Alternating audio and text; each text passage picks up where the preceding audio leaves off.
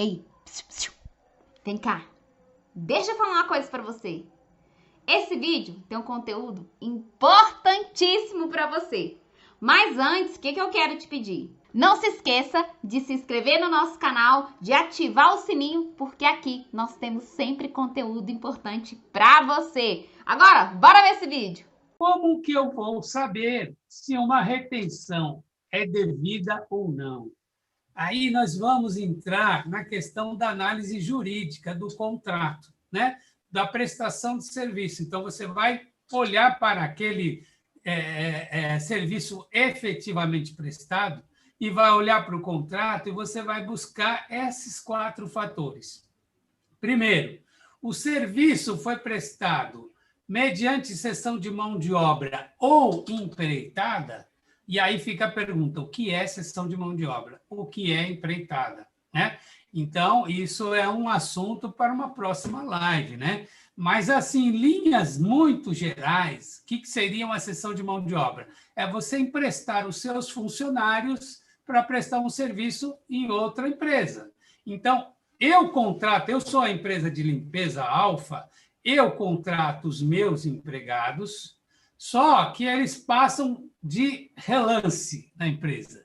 A empresa até é pequena, nem cabe todo mundo que ela tem na folha de pagamento. Por quê? Porque ela contrata aqueles empregados para prestar serviço lá no Banco Itaú, lá no Magazine Luiza, lá no Banco do Brasil, lá no Hospital do Câncer, né? Então, você contrata os seus empregados e mal você tem tempo de encontrar com eles. Por quê? Porque eles prestam serviços alocados, lotados em outro lugar, né? Eles são cedidos. Isso é cessão de mão de obra, é você ceder o seu empregado para que o contratante utilize esses empregados da forma que ele achar melhor, dentro dos limites do contrato, né? Então, veja, esta cessão de mão de obra, ela tem que estar dentro daqueles itens do artigo 117 ou 118 da IN 971 de 2009. Então, lá eu tenho uma relação de serviços que são considerados serviços mediante cessão de mão de obra, tá? Ou empreitada. Então, a empreitada, o que seria a empreitada? São serviços específicos que são realizados. Por exemplo, eu quero construir aqui, eu quero reformar aqui a cozinha da minha empresa. Aquela cozinha, eu quero fazer uma reforma, tal, eu contrato uma prestadora de serviços, uma construtora, ou uma empresa que faz serviços de construção civil, e digo para ela assim: ó, eu quero que você reforme aqui a minha cozinha, faça uma pintura, faça isso, faça aquilo. Ela fala assim: tá bom, preço fechado, eu vou te cobrar 30 mil reais. Deixa comigo, você me paga 30 mil, eu entrego ela pronta. Então, esse entrego pronta é uma empreitada. Eu faço algo. Então, a depender desse algo que você está fornecendo, vai caber o quê? A retenção dos 11% na hora do pagamento, né? Na hora de emitir a nota.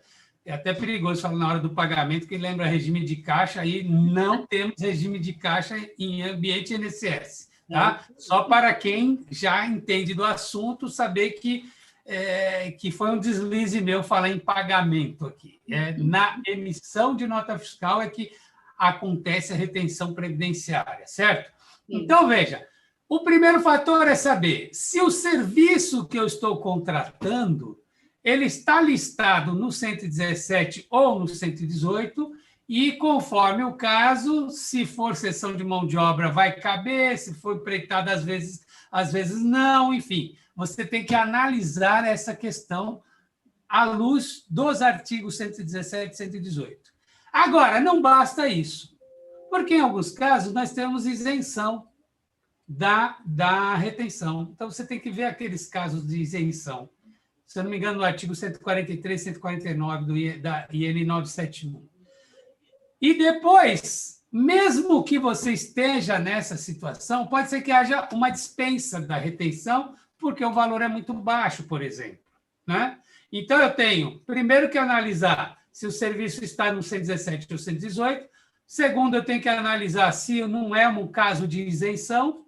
Terceiro, se não é caso de dispensa. Agora, se de tudo isso eu considerar que tem a retenção, eu também tenho que verificar qual é a base de cálculo.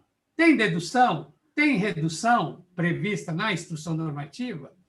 Você cumpre as exigências da instrução normativa para fazer essa redução ou dedução?